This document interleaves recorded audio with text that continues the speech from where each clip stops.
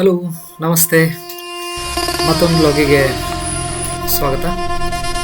ಇವತ್ತು ನಾನು ಹೊಂಟಿರೋದು ಗೋವಾದ ಅತಿ ದೊಡ್ಡ ಅಣೆಕಟ್ಟಾದಂತಹ ಸೋಲೋಲಿಮ್ ಡ್ಯಾಮ್. ಸೊ ಈ ಅಣೆಕಟ್ಟನ್ನ ಕುಶಾವತಿ ಅಥವಾ ಗುಲೇಲಿ ನದಿ ಅಂತ ಹೇಳ್ತಾರೆ, ಅದ್ರ ಮೇಲೆ ನಿರ್ಮಿಸ್ಯಾರ ಇದನ್ನ. ಇದು ಜುವಾರಿ ನದಿಗೆ ಉಪನದಿಯಾಗಿ ಆಗೈತಿದ್ದು. ಇದಿರೋದು ಗುಲೇಲಿ ನದಿ ಮೇಲೆ, ಗೋವಾ ರಾಜ್ಯದ ಸಂಗಮ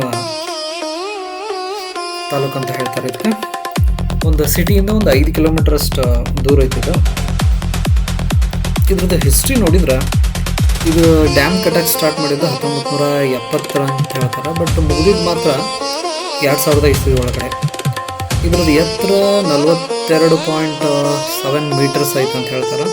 ಆಮೇಲೆ ಉದ್ದಕ್ಕೆ ಮಾತ್ರ 1 ಕಿಲೋಮೀಟರ್ ಅಂದರೆ 1004 ಮೀಟರ್ಸ್ ಅಂತಿದೆ. ಇದನ್ನ ಕಟ್ಬೇಕಂದ್ರೆ ಇದು ಮಣ್ಣು ಮತ್ತು ಕಾಂಕ್ರೀಟ್ಸಿಂದ ಕಟ್ಟಾರ ಅಂತ ಹೇಳ್ಬೋದು. ಸೊ ಈ ಡ್ಯಾಮ್ನ ನೀರಿನ ಸಂಗ್ರಹಣೆ ಬಗ್ಗೆ ನೋಡೋದಾದ್ರೆ 234 ಮಿಲಿಯನ್ ಕ್ಯೂಬಿಕ್ ಮೀಟರ್ಸ್ ಅಷ್ಟು ನೀರು ಹಿಡಿತಿತ್ತು. ಬಟ್ ಅದರೊಳಗಡೆ ಉಪಯೋಗಕ್ಕೆ ಬರೋದು ಎಷ್ಟಪ್ಪ ಅಂತ ಹೇಳಿದ್ರೆ 227 ಮಿಲಿಯನ್ ಕ್ಯೂಬಿಕ್ ಮೀಟರ್ ಅಂತ ಹೇಳ್ತೀವಿ. ಇದರ ಅಂದಾಜು ಈ ವಿಸ್ತೀರ್ಣ ನೋಡೋದಾದ್ರೆ ಎಷ್ಟು ನೀರು ಹಿಡಿತಿತ್ತು ಅಂತ ಹೇಳಿದರೆ 24 ಚದರ ಕಿಲೋಮೀಟರ್ ಅಷ್ಟು ಪ್ರದೇಶದ ನೀರು ಸಂಗ್ರಹ ಮಾಡ್ತಿರ್ತದೆ.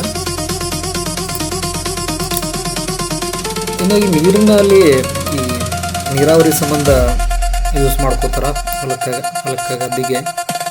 ಆಮೇಲೆ ಕುಡಿಯೋಕೆ ನೀರು ಯೂಸ್ ಮಾಡ್ಕೋತಾರೆ ಇದನ್ನು. ನೆಕ್ಸ್ಟ್ ಕೆಲವೊಂದಿಷ್ಟು ಇಂಡಸ್ಟ್ರಿನೂ ಅದಾವೆ ಈ ನದಿ ಮೇಲ್ಗಡೆ, ಅವಕ್ಕೂ ಕೂಡ ಈ ನದಿ ನೀರನ್ನು ಯೂಸ್ ಮಾಡ್ಕೋತಾರೆ.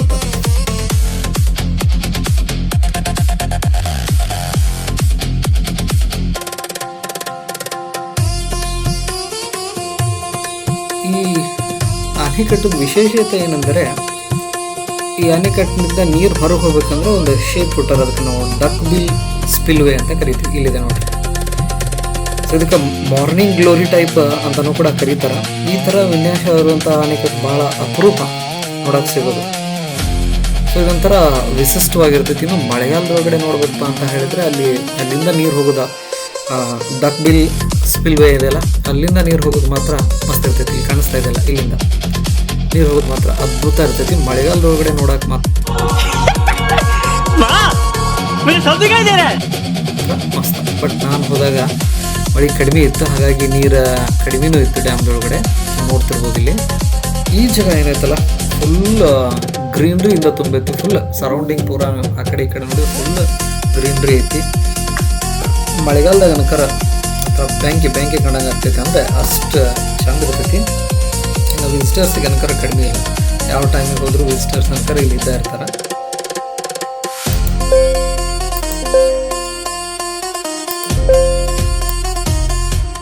ಸೊ ಇನ್ನು ಮಳೆ ಜಾಸ್ತಿ ಹತ್ತಿದ್ರೆ ಇದು ಡ್ಯಾಮ್ ಮೇಲ್ಗಡೆ ಬಿಡುವುದು ಸ್ವಲ್ಪ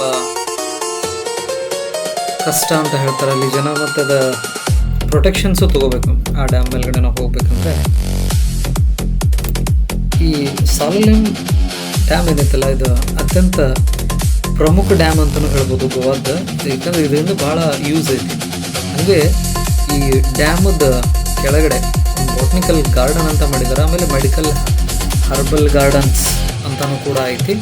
ಇಲ್ಲಿ ನೋಡ್ತಾ ಇರ್ಬೋದಲ್ಲ, ಇಲ್ಲೊಂದು ಪಬ್ಲಿಕ್ಕಿಗೆ ಒಂದು ಗಾರ್ಡನ್ ಮಾಡಿದ್ದಾರೆ ಇದ್ರೊಳಗಡೆ. ಚೆನ್ನಾಗಿದೆ. ಎಂಟ್ರಿ ಆದ ತಕ್ಷಣವೇ ರೈಟು ಮತ್ತು ಲೆಫ್ಟ್ ಮಸ್ತ್ ಡಿಸೈನ್ ಮಾಡಿ ಇಟ್ಟಾರ. ಒನ್ ಡೇ ಪಿಕ್ನಿಕ್ಕಿಗೆ ಮಾತ್ರ ಮಸ್ತ್ ಹೇಳಿ ಮಾಡಿಸೋಂಥ ಜಾಗ ಇದೆ.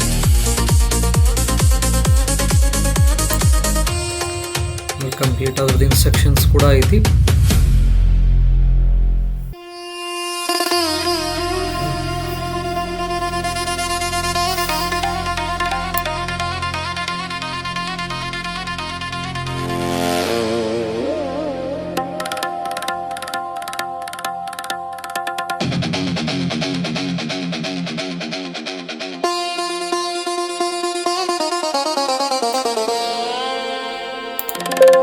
ಆಮೇಲೆ ಇಲ್ಲಿ ಆಟ ಆಡೋಕ್ಕೆ ಸಣ್ಣ ಹುಡುಗರಿಗೆ ಗೇಮ್ಸನ್ನು ಅರೇಂಜ್ ಮಾಡ್ಯಾರ. ದೊಡ್ಡವರು ಆಡ್ಬೋದು, ಸಣ್ಣವರು ಆಡ್ಬೋದು. ಹಂಗೆ ನಾನು ಒಂದಿಷ್ಟು ಟ್ರೈ ಮಾಡಿದೆ. ಯಾವುದಾವುದು ದೊಡ್ಡವ್ರಿಗಿದ್ವಲ್ಲ, ಮಜಾ ಬಂತು ಆಡೋಕ್ಕೆ. ಸಣ್ಣವ್ರಿದ್ದಾಗಿಂಥವೆಲ್ಲ ನಮ್ಗೆ ಆಡೋಕ್ಕೆ ಸಿಕ್ಕಿದ್ದಿಲ್ಲ. ಸೊ ಹಾಗಾಗಿ ಅಟ್ಲೀಸ್ಟ್ ಈಗರ ಅವ್ನು ಫುಲ್ ಮಾಡ್ಕೊಳ್ಳೋದು ಅಂತೇಳಿ ನಾನು ಒಂದಿಷ್ಟು ಗೇಮ್ಸ್ ಆಡಿದೆ.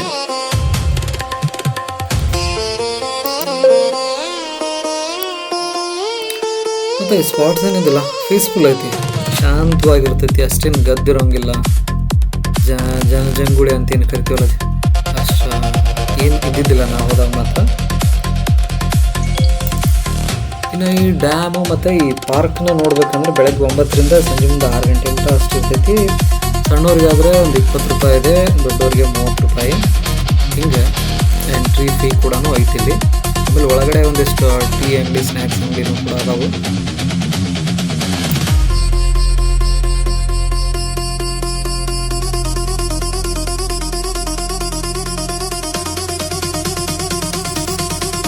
ಇಲ್ಲಿ ವಿಸಿಟ್ ಮಾಡೋ ಟೈಮ್ ಅಂದರೆ ಮುಂಜಾನೆ ವಿಸಿಟ್ ಮಾಡಬೇಕು, ಇಲ್ಲ ಸಾಯಂಕಾಲ ವಿಸಿಟ್ ಮಾಡಬೇಕು.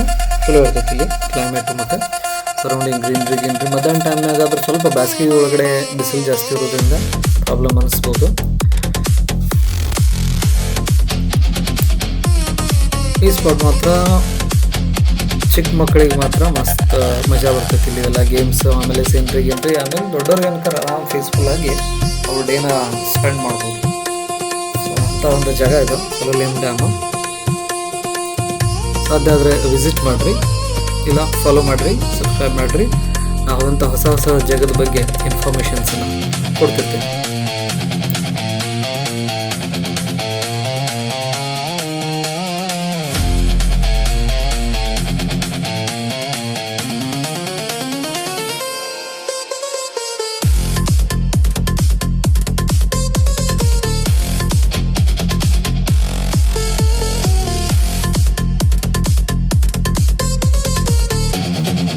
ಸೊ ನಾನು ಸೋಲೋ ರೈಡರ್ ಆಗಿರೋದ್ರಿಂದ ಈ ವಿಡಿಯೋಸ್ ಮಾಡೋದು ಸ್ವಲ್ಪ ಡಿಫಿಕಲ್ಟ್ ಆಗ್ತೈತಿ. ನನ್ನ ಕಡೆಯಿಂದ ಎಷ್ಟು ಸಾಧ್ಯ ಅಲ್ಲ ಅಷ್ಟು ನಾನು ವಿಡಿಯೋಸನ್ನ ಕ್ಯಾಪ್ಚರ್ ಮಾಡಿ ಹಾಕ್ತಿರ್ತೀನಿ. ಸೊ ನಾನು ಎಂಜಾಯ್ ಮಾಡ್ತೀನಿ, ನನ್ನ ಜೊತೆಗೆ ನೀವು ನೋಡಿ ಎಂಜಾಯ್ ಮಾಡಿ. ಮತ್ತೊಂದು ವಿಡಿಯೋ ಜೊತೆಗೆ ಮತ್ತೆ ಬರ್ತೀನಿ. ಅಲ್ಲಿ ಮಟ್ಟ ಟೇಕ್ ಕೇರ್, ಬಾಯ್.